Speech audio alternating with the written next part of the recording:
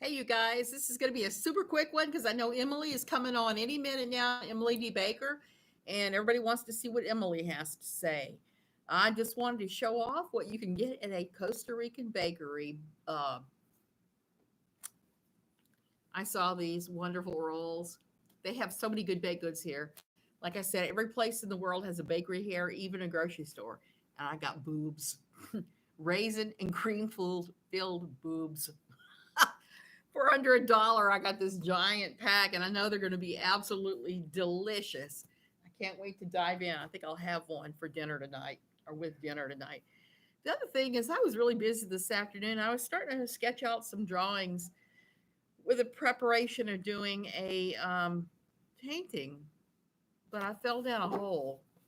I fell down a KJ spider hole with all kinds of crazy flies made out of things that are happening. I started listing every single thing, hey Sue, that she had done, and I've come up with some doozies. So if I talk about her, I may start throwing a dart at this stupid thing, and when I hit one of the topics, we can go over whatever it is. Example: creator double feature, because she likes to throw trash at other creators on YouTube. So we can talk about her latest trash fest with whoever she's been at that day.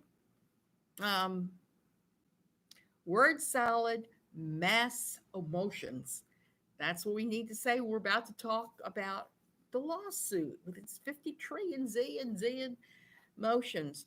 The one that made me laugh the hardest that somebody said earlier today that I just laughed. I laughed my ass off. Um, was somebody started talking about her hatred of the Duggars and other big fundamentalist families. They said she really hated biblical cooter fruit, and apparently cooter fruit is a kid. And so that's one of the things on here, along with I did not see that coming. Okay, quick one, quick.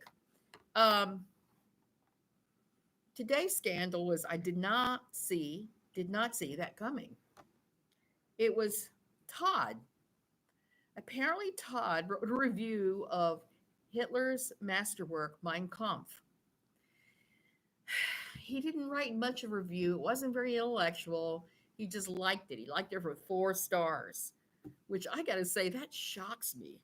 I've read the book, but then again, I studied art history with a concentration between World War One and the end of World War Two, and the influence of war on artists. So, yeah, she said he didn't read it after. I had a reason to read it.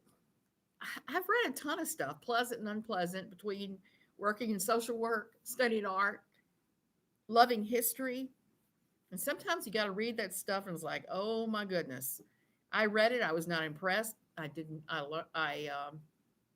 did not like Hitler much or his ideas, but it was crucial since I was examining the art of that period to actually get an idea of some of the crazy political thoughts, the brown shirts, the horrible inflation that Germany entered after World War One due to Kaiser Wilhelm doing a bunch of crazy things right before World War One. And she liked to say that Todd never read the book. After he wrote a review with 4 stars, dear KJ, the problem is not him reading that book. I am not a big fan of banning books, even books like that. The problem is that you lied about it. You lied about it. Why didn't you just come out and say, well, Todd likes to study Norse and Germanic history, which we've seen some small evidence of that. And it makes perfect sense that he might have read that. Even if he'd have taken it in some direction, I would not have taken it and given it 4 stars.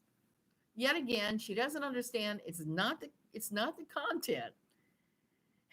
It's not the fact that he read the book. It's the fact that she's lying about it and then scrubbed it off the internet. She scrubbed his book recommendations off the website. And that is the problem.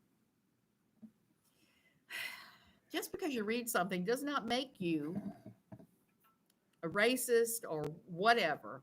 Man, I read the Anarchist Cookbook years ago just sheerly out of curiosity, and I have not cobbled together a bomb or synthesized drugs from geranium leaves, even though it spells it out very clearly in that book how to do both of those things. It was interesting to read what the counterculture was thinking at the time that that book was written in the 60s, but was it something that has anything to do with my life? All I can say is I've always said if the FBI ever looks at my Google search, they're going to be shocked. I Google all kinds of crap. I'll sit up in my bed in the middle of the night and think, oh my God, what about XYZ? And I'll grab my handy tablet and write it down. And in the morning, I'll Google it. I've Googled some weird things. I have a lot of really strange history loves on YouTube. I watch all the weird history channels. I watch all the stuff that has to do with weird deaths about this time frame, like about the Black Plague. When we lived in Germany, one of the places I went to was the Torture Museum. There is a museum dedicated to torture with all these medieval implements. One day, I'm going to go to the Mutter Museum in Philadelphia. I never have. It's on my list. I never got around to it. Having weird interests is not the problem. Reading forbidden materials is not the problem. The problem is the lying. I'm just going to break it down out to her yet again. We got to stop all the stupid lying. If we could stop the stupid lying, even the lawsuit would go smoother. Even though I got to say, I don't know where she got this attorney, Michael Brown. Maybe she cut herself in two and cloned half herself and renamed herself Michael. But he seems like he's like a twin, like they're the two toxic twins, and they're just spurring each other on to more foolishness. So anyway, I'm gonna go have a boob, a raisin and cream stuffed boob, and you guys have a good night, and I will see you in Emily V. Baker's chat, I guess.